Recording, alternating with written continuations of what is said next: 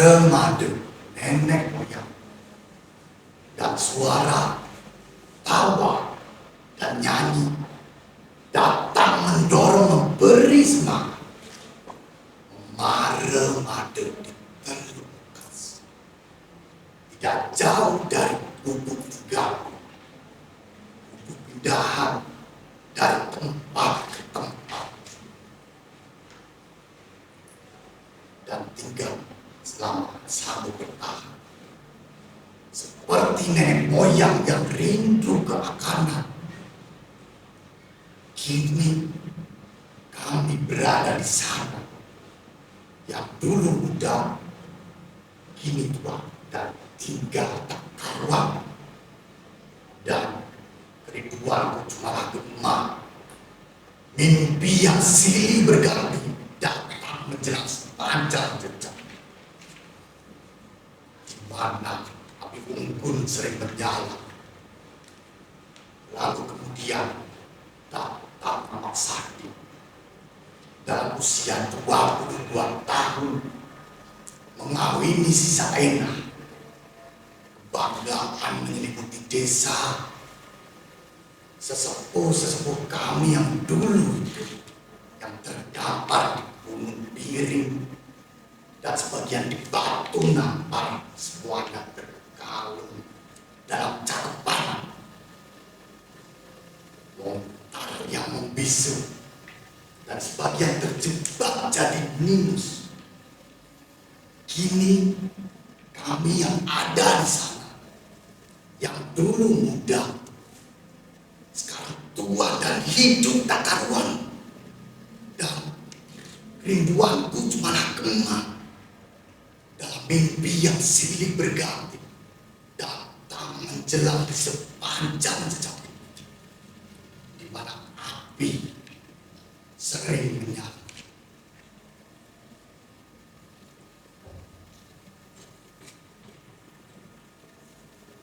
Ingin kukabarkan padamu, tapi aku tidak tahu di mana kau. Sekarang aku sendirian di desa. Inak meninggal 3 bulan yang lalu, sedangkan Amak berangkat dengan rombongannya 1 bulan yang lalu. Katanya mau ke Sulawesi Selatan atau Irian Jaya, aku tidak tahu tepatnya.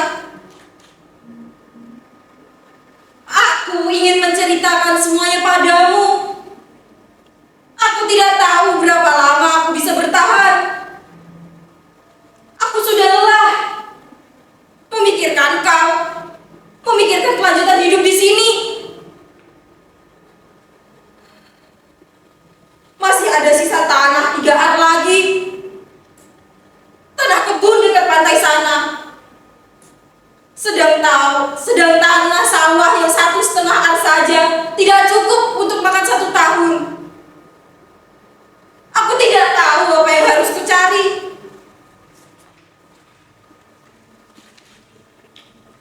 Kau di mana, Sahdi? Suratmu tidak memberikan alamat. Aku heran kenapa. Apakah itu berarti bahwa aku tidak boleh bersurat?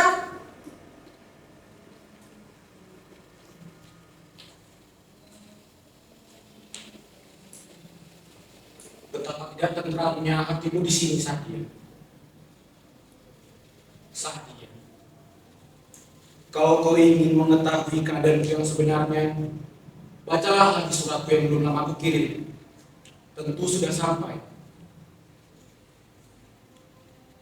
Rinduku adalah rindu pada makna yang memberikan warna pada Teluk dan Tanjung, agar kita tidak berada di desa yang sepi dan menjadi asing padanya.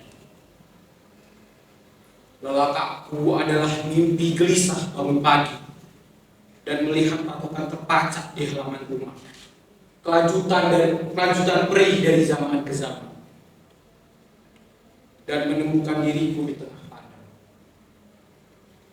Kegelisahanku adalah kegelisahan yang berlanjut tatkala di negeri seberang dera melilit bersama ketakutan melihat matahari, dan wajah pun tambah buram pada hari ini. Di tengah padang gembala desa tak bernama, seperti cacatan inang tergoles di tiang tengah rumah kita. Kita adalah anak-anak tercerabut dari surga lama dalam cerita Nina Bobo nenek moyang sehabis sisa. Dan tak tahu ke rumah mana akan pulang, lalu mengembara seperti guru Danik dan Amos Mikir. Dulu kau bermimpi ingin menemukan suatu negeri impian dan meninggalkan daerah nyata tempat kau yang sebenarnya. Aku tidak tahu apa yang kau tulis itu, suatu mimpi atau cerita tentang dirimu sendiri. Dan kalau kau nampakkan dirimu sekarang, kau tentu tidak peduli dengan suatu tujuan akhir itu. Tidak di sini tetapi di suatu tempat lain. Dan tak ada lagi jalan untuk menghadapi nasib. Kata-katamu menyiksa aku di sini. Kau bicara soal nasib lagi. Nasib tidak menyelesaikan persoalan seseorang karena dia adalah persoalan itu sendiri. Dia bukan akhir, tetapi sebuah perjalanan yang terus berlanjut. Tidak menaik terus dan tidak menurun terus. Kalau itu suatu perjalanan, kenapa panjang sekali jalan yang harus ditempuh? Memang demikian panjang.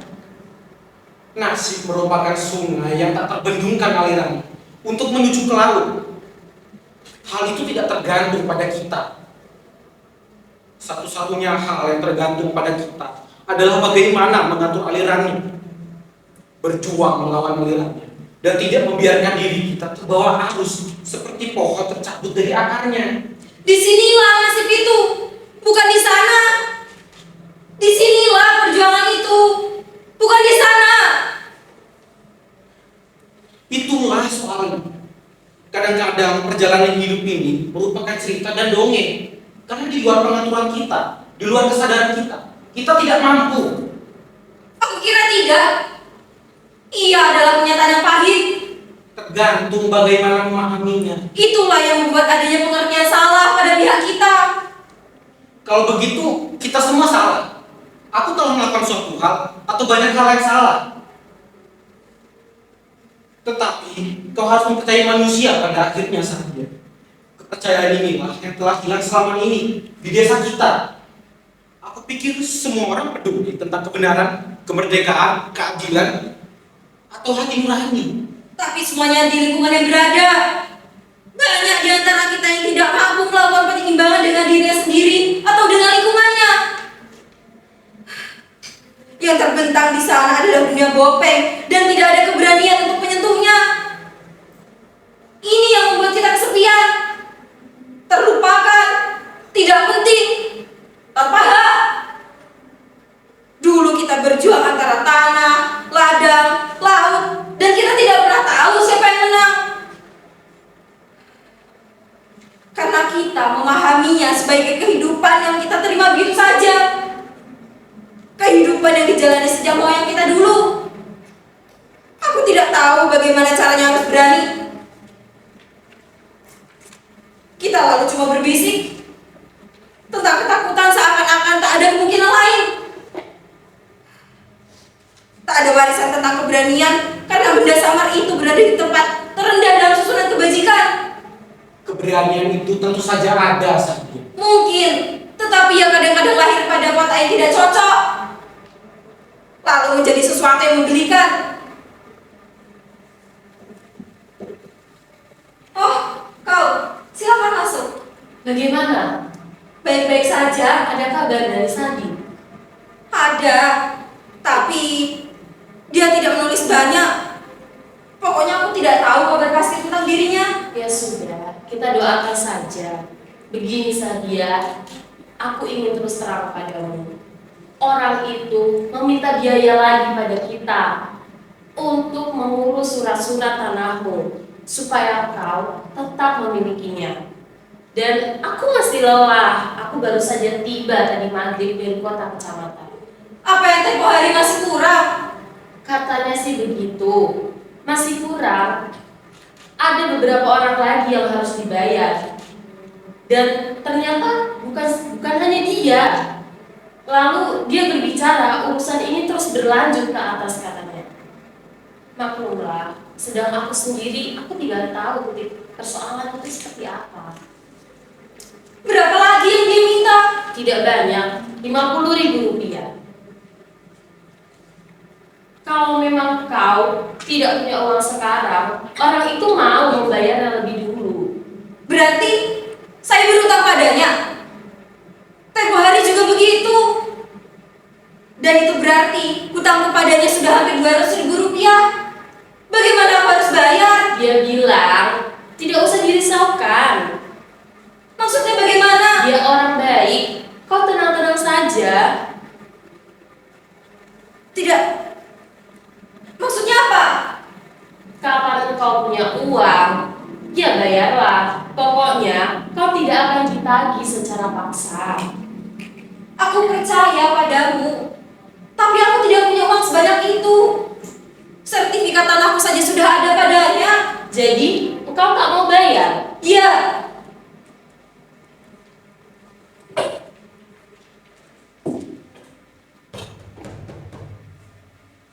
Oh, kau. Mari masuk. Bagaimana? Gawat. Ini betul-betul gawat. Maksudmu? Aku didatangi lagi oleh orang itu. Dia minta uang lagi sebanyak 50.000. Katanya masih ada yang harus dibayar supaya surat-surat itu bisa keluar. Apa yang tempoh hari belum cukup? Begitulah buktinya. Ia minta lagi. Kalau surat-suratmu sudah keluar, kapan bisa bekerja pada siang hari? Tidak seperti sekarang. Kau bekerja pada malam hari dan sembunyi-sembunyi lagi. Ya, aku menderita sekali rasanya. Aku ingin melihat matahari. Ya, salahku juga. Kenapa aku percaya pada orang-orang itu? Setelah 20 hari, 20 malam tersekap di bawah lunas kapal kecil yang melelahkan sekali, aku mabuk segala-galanya. Terkuras semua isi perut. Belum lagi bau mabuk dan muntah teman-teman lain berserakan tak karuan, memercik teman-teman di sebelah. Sampai sekarang, aku tidak tahu siapa yang disebut bapak pada waktu itu, yang selalu disebut-sebut oleh calo-calo para pencari kerja gelap itu. Aku tidak pernah melihat. Kau tak, 2 hari 2 malam sebelum naik ke kapal kecil, kami ditampung dulu di sebuah kebun kelapa, 3 kilometer jauhnya dari pantai. Puluhan orang. Itu namanya resiko. Untuk mencapai apa yang kau inginkan, kita juga harus berkorban. Uang, benda, dan untung juga tidak dengan nyawamu. Sebab kau berhasil tiba di sini. Apa kau menyesal? Aku tidak bisa menjawabnya dengan pasti. Malah, aku bingung barangkali. Soalnya makin menjadi jelas, banyak seorang yang pandai menemukan alasan yang ada. Punya dalih, kadang-kadang filsafat, kadang-kadang ideologi. Rasa malu sudah tersimpan jauh di kolom yang paling dalam. Pernah aku merenung sambil mengingat-ingatnya mereka berjemur di pantai yang indah di negeriku. Yang katanya sekarang ini kaya tak boleh lewat lagi. Berapa besar nilai perjuangan ini? Harkat kemanusiaan sekedar untuk mendapatkan hidup yang nyaman dan layak tanpa berlebihan. Mungkin hanya sedikit ketenangan. Tetapi dari hari ke hari semuanya itu merupakan sesuatu yang makin sulit didapat. Dan aku ternyata terombang-ambingkan di antara semuanya itu. Kenapa kau malah makin tenggelam dalam lamunan itu? Justru di sana sisa-sisa kekuatanku untuk bertahan dalam hidup ini. Kalau hal-hal itu habis, maka habis juga hidupku. Dan lebih baik kalau menemukan kematian saja. Begitu konyol. Bukan, tetapi sebagai ujung dari suatu pemikiran yang macet dan ketidakpedulian dunia pada manusia. Ada manusia sebagai perwujudan nilai-nilai terbaik yang berada dalam pikiran dan hati nenek moyang kita dulu, yang mengalami perubahan dengan cepat. Ada kebingungan karena masyarakat sendiri kini tak punya tempat untuk ikut mewujudkan nilai-nilai mereka sendiri. Dan sulitnya mencerna nilai-nilai yang berlaku yang bukan dari mereka. Bukankah itu berarti bahwa kebutuhan kita berlainan yang menyebabkan kita berlainan dalam melihat semuanya ini? Barangkali juga. Dewasa ini kita barangkali cuma bisa bicara pada tataran permukaan saja, Dan tataran itu agak rawan. oleh sebab itu pemikiran kita ini dangkal-dangkal saja. Kebutuhanmu kini sudah jelas, dan untuk mewujudkan kebutuhanmu itu diperlukan syarat-syarat tertentu. Itu saja yang ingin ku sampaikan padamu, dan sekarang sepenuhnya bergantung padamu, pada dirimu yang dapat mengatasinya. Bukan soal itu yang lebih penting. Pahami dulu apa yang aku katakan. Yang kukatakan padamu ini adalah jauh lebih nyata, Sadi. Kenapa kita masih repot dengan perasaan moral dan hati nurani segala? Aku tahu kau datang tidak dengan perasaan benci barangkali, dan bukan juga untuk mengagumi dirimu, tetapi untuk berhasil. Ya, untuk berhasil. Dan jangan lupa, di balik yang sebelahnya, banyak orang yang mampu mengucapkan kata benci dengan bagus sekali, dan dengan bagus pula menjadi sosok yang mencemooh kemanusiaan. Dan itulah dunia sekarang ini. Kau pernah bilang di desamu di sana, kau didatangi oleh orang yang selama ini kau kenal bekas guru agama, yang sering berkhotbah dengan bercucuran air mata dan muka yang sedih. Atau yang selama ini kau kenal sebagai orang yang membina kesenian sebagai perasaan paling halus yang dimiliki oleh manusia. Menebak di sampingmu dan dalam waktu yang bersamaan memasang jalan bagimu. Atau orang yang menyandang tustel dengan catatan di tangannya, yang kau kenal sebagai wartawan, yang pura-pura mau membelamu, tapi pada dasarnya mengorek rahasia kelemahanmu. Dan jengkal demi jengkal tanahmu melayang. Dan keuntungan terbesar jatuh pada pihak mereka.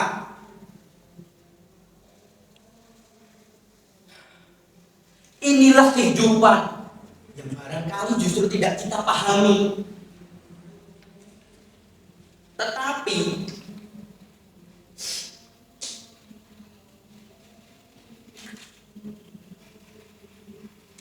ini nyata. Seperti kau melihat apa-apamu sendiri.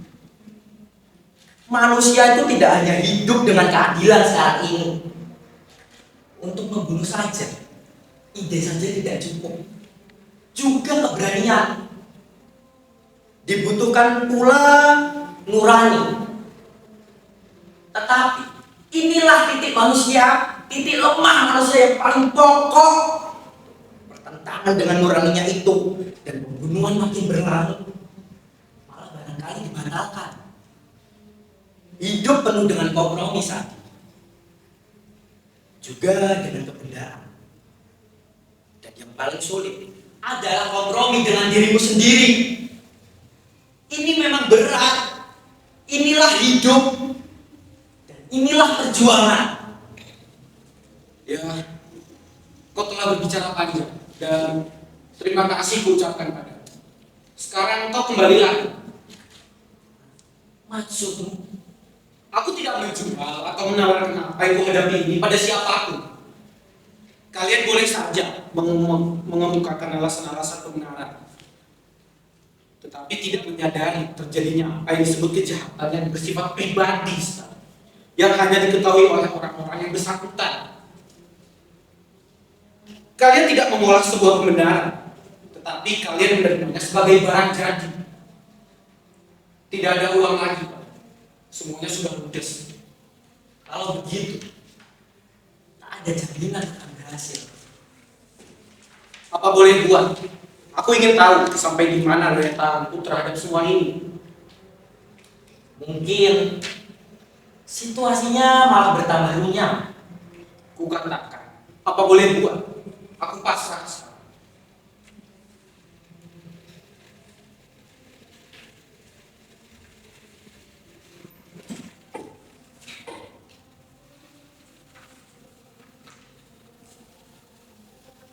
keluarga-keluarga itu telah pergi. Daerah perbatasan tak lama lagi akan dihancurkan. Pernah kita punya ubi di sini, lalu berganti menjadi batu. Tahanlah kebencian dan deritailah kematianmu. Keluarga-keluarga itu telah pergi memadam ke laut selatan yang dulu menjanjikan keabadian. Kini tempat-tempat telah berantakan dan meninggalkan manusia tak punya nyali. Kami adalah pembara yang lelah menghadapi gelap seperti nurani Budiana. Dan bayangan gelap musim kemarau itu telah tiba, seperti gurita yang tak berwarna.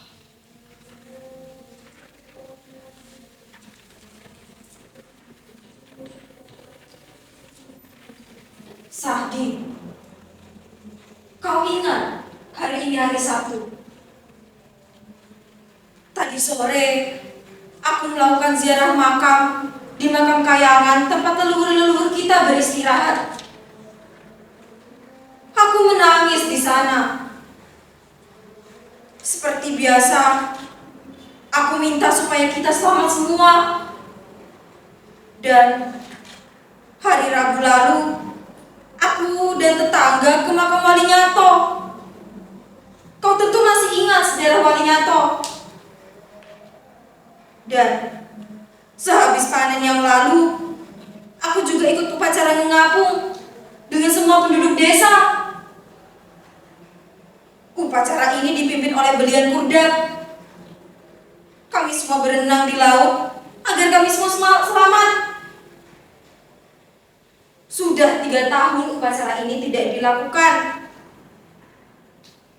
Dan Belian Kurdap mengingatkan semua penduduk desa. Ada kesadaran penduduk desa untuk melaksanakannya, walau di sana wajah-wajah penuh kemuraman.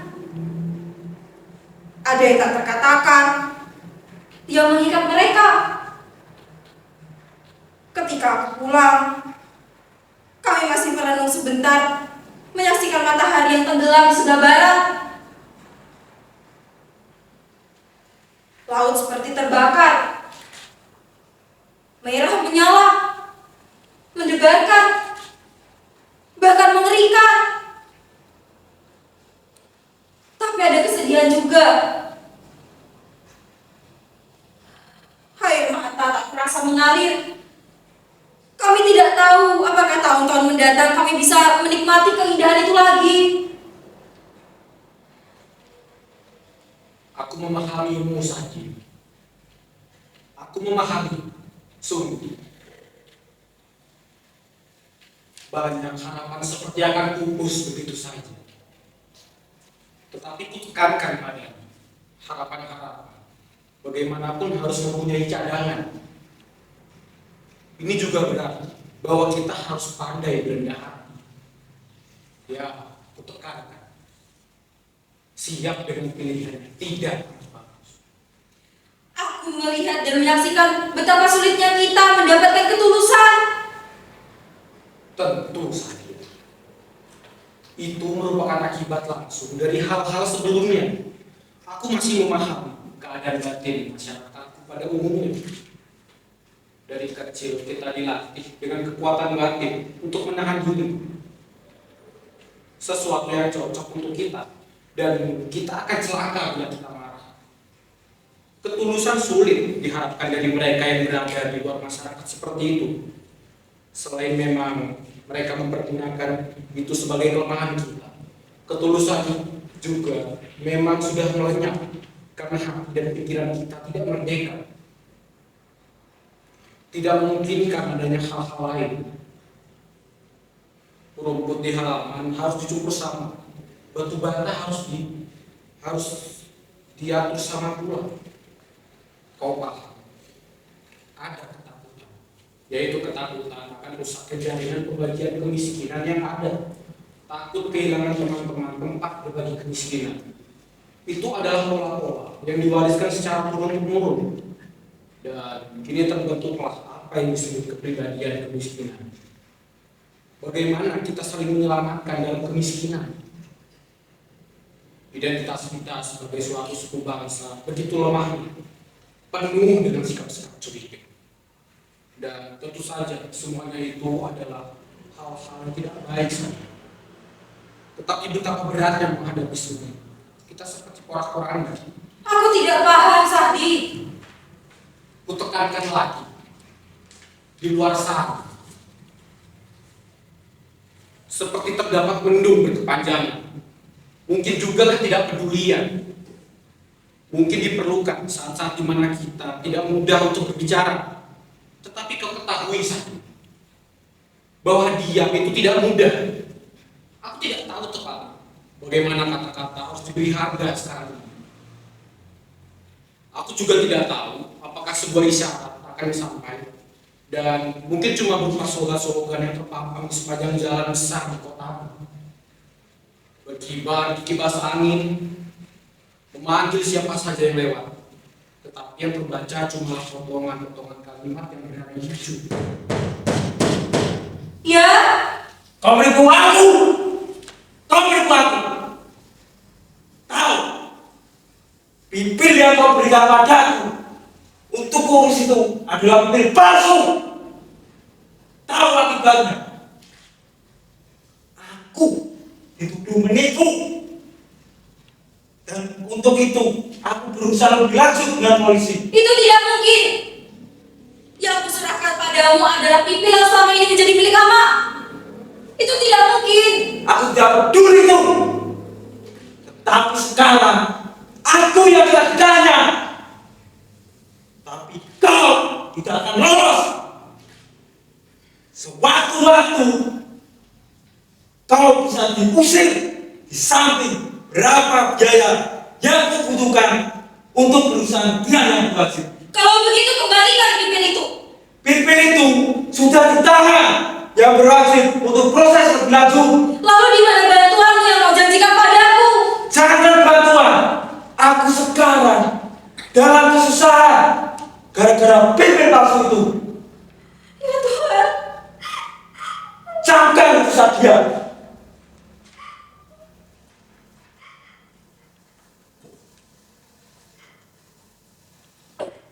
Gusti Allah,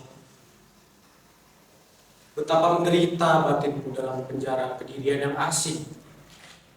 Langkah pertama adalah pendakian. Tapi di mana harus ketemukan penyangga yang tak goyah di bawah lempung langit ini? Orang-orang tak punya lagi tempat bertanya, dan mereka melihatku tanpa terluka. Sahdi, kuheningkan Allah untuk sukmaku yang diratai kebodohan yang turun-temurun. Sahdi, siapa? Aku Sadia. Bukakan pintu. Aku memang terpaksa datang malam-malam begini. Silakan masuk. Aku mau tulis semua kisahmu, Sadia. Wartawanlah satu-satunya yang mampu menyampaikan suara orang-orang lemah. Suaranya tidak terdengar. Orang-orang yang menderita dan orang-orang yang tersudut. Kamilah orang-orang yang ditakdirkan untuk itu. Kau tahu yang disebut interaksi positif itu? Saya tidak paham, Mi. Tak apalah, itu artinya cuma kami, pemerintah, dan masyarakat. Tapi yang mampu mencuatkan persoalan kalian cuma kami wartawan ini. Saya sih tidak tahu betul tentang kalian. Sudah 3 kali ini kau kemari dan selalu bilang bahwa kau ingin membantuku. Apa yang kau minta sudah kuserahkan padamu. Tinggal satu benda paling berharga yang belum kuserahkan padamu. Kehormatanku. Apa yang kau perjuangkan? Harga tanah yang pantas. Tapi kau harus ingat, ada batas-batasnya. Wartawan itu menulis karena di negara kita ini ada yang disebut sistem pers yang bebas dan bertanggung jawab. Saya benar-benar tidak paham, Mik. Tak apa. Dan ya ada lagi yang disebut kode etik jurnalistik. Sulit menjelaskan padamu, Sadia. Di samping aku membela kalian, aku juga memuji para pejabat. Mereka-mereka itu senang sekali dipuji. Sebutlah saja namanya di koran. Maka alangkah senangnya mereka. Apalagi tentang keberhasilan mereka. Kau harus tahu itu. Dan setiap pujian di koran itu berarti amplop. Paling sedikit 150.000 isinya. Padahal kalau aku mau jujur padamu saja, para pejabat itu saling menyalahkan, menjelek-jelekan satu sama lain. Tapi itu hanya padaku saja diucapkannya. Itu namanya off the record. Aku menggenggam semua rahasia-rahasia mereka. Saya sungguh tidak paham tentang hal-hal itu, Mik. Tak apalah, pokoknya kau dengar apa yang kuucapkan. Dan tahulah, pejabat itu paling senang kalau dikatakan bahwa mereka itu membela rakyatnya. Seperti bunyi salah satu spanduk di kota. Mereka berjuang untuk rakyat. Lalu bagaimana pipil dan sertifikat yang sudah kuserahkan padamu? Oh, itu. Tidak usah khawatir. Berada di tanganku berarti berada di tangan yang aman. Dan semuanya sudah kuserahkan pada seorang petugas dan abdi negara ini yang setiap Senin mengucapkan sumpahnya yang disebut Sabta Prasetya Corpore. Ia akan melayani kita-kita ini. Aku tak boleh menyebut namanya padamu. Itu namanya merahasiakan sumber berita. Wartawan itu bekerja sedikit rahasia juga. Tidak boleh semuanya terbuka. Saya tidak paham, Mik. Tak apa. Tapi Sadia, aku membeli sebuah kendaraan roda 4 pada seorang dealer di kota. Toyota TAF nama atau merek kendaraan itu. Dengan jaminan sertifikat darimu itu sebelum kuserahkan pada abdi negara itu. Tidak enak rasanya jadi wartawan cuma jalan kaki ke sana kemari. Termasuk datang ke desa ini. Ada yang disebut gengsi. Dengan demikian, pejabat-pejabat jadi percaya dan yakin kepadaku. Kenapa begitu? Apakah tidak percaya padaku? Bukan begitu, Mik. Aku ini turunan bangsawan, Sadia. Aku tidak mungkin menipu kalian. Jelek-jeleknya aku juga sudah naik gaji walau bukan dengan uangku sendiri. Ada kan yang namanya haji jatah. Begitu. Aku bisa menelusuri silsilahku. Aku adalah salah seorang turunan dari raja, entah Pejangki atau Langko, aku lupa. Dan sebelumnya adalah asal Pamatan, kerajaan tertua di bumi Lombok ini. Dan kau masih tidak percaya padaku. Aku adalah bagian dari kau. Nenek moyangmu adalah rakyat ketiga di kerajaan itu. Maka tenanglah. Jangan katakan pada siapapun bahwa aku mengenal kau. Ini cara kerja wartawan. Paham? Paham, Mik. Nah, kalau begitu bagus. Aku pergi dulu. Aku akan datang secepatnya.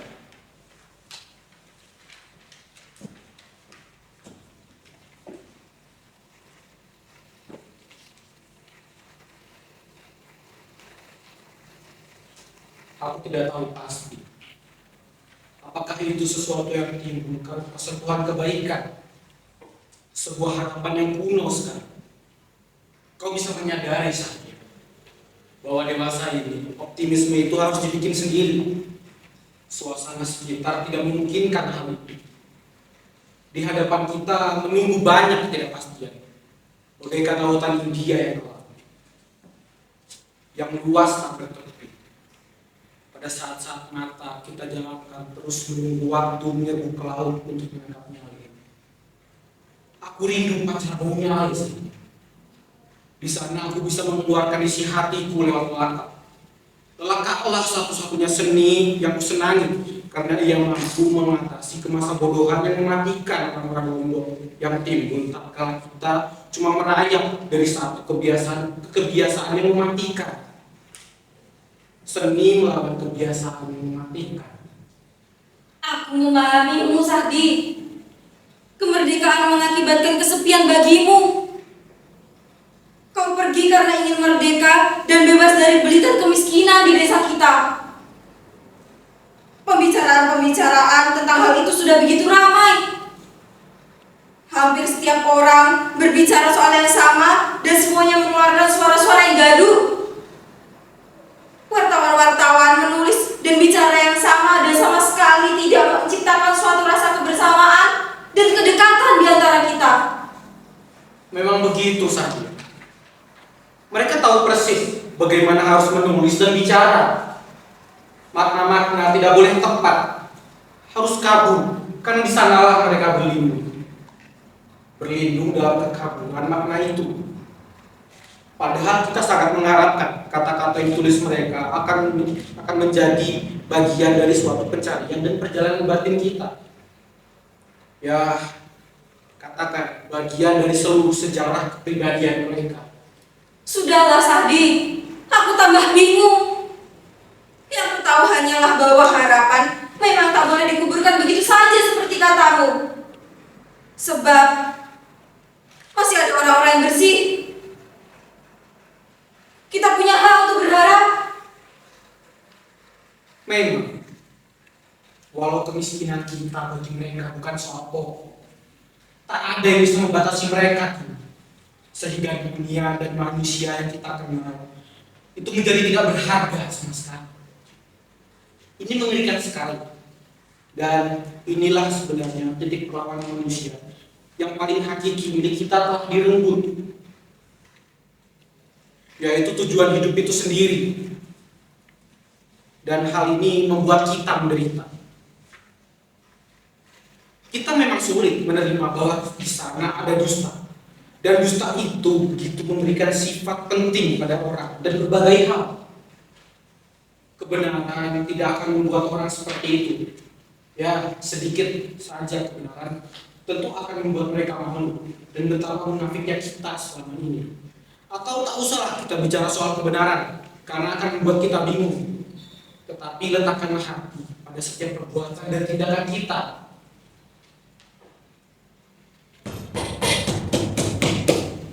Bukakan pintu. Kami datang menjemput engkau. Kau pendatang hara. Apa saya harus ditangkap? Apa masih kurang yang saya bayar pada kalian? Tutup mulutmu itu. Di negeri kami, soal itu tidak berlaku. Kalau di negeri kau bolehlah, tapi di sini lain. Tetapi kan nanti di sana saudara boleh berucap panjang-panjang. Tidak terhadap diri kami. Sahdi? Sahdi? Ada apa? Ini adalah perintah dari atasan kami supaya kau dengar. Karena ternyata pipin dan keterangan-keterangan lainnya tentang pemilik tanah atas nama Ahmad Sahdi adalah palsu. Maka mulai hari ini 22 Desember 1991 tanah-tanah yang menjadi miliknya akan disita oleh negara. Kepada pemegang hak tanah sekarang, yaitu yang bernama Sahdia, akan diberikan pesangon yang besarnya akan ditentukan kemudian setelah mendengarkan berbagai pihak. Dan sehari sesudah surat ini keluar, yang bersangkutan harus meninggalkan rumahnya. Lalu kemana aku harus pergi? Kemana aku harus pergi? Kemana aku harus pergi? Kau kan punya saudara atau keluarga di desa seberang sana. Kau boleh tinggal di sana sementara. Kemudian aku harus pergi kemana? Tanah ini begitu kucintai. Ku benar penuh dengan kasih sayang. Aku mencintai tanah ini. Aku mencintai tanah ini. Kenapa aku harus berpisah dengan tanah ini? Bersiaplah Sahdia, tidak ada waktu lagi.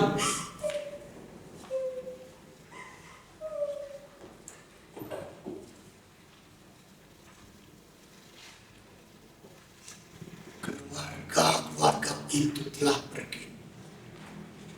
Daerah perbatasan tak lama lagi akan dihancurkan.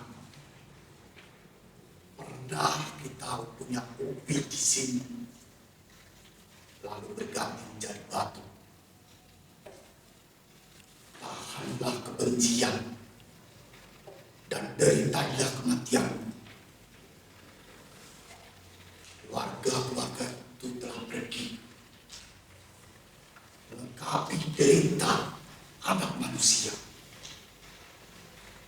yang pernah dijalin dengan mimpi indah, tapi hancur berdebar di tanahnya sendiri. Kami adalah pengembara yang lelah menghadapi gelap seperti nurani pengkhianat dan bayangan gelap. Kemarau tiba seperti gurita yang tak berwadah.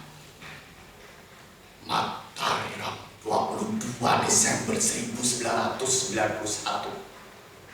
Semoga harapan tak pernah padam di tanah merdeka.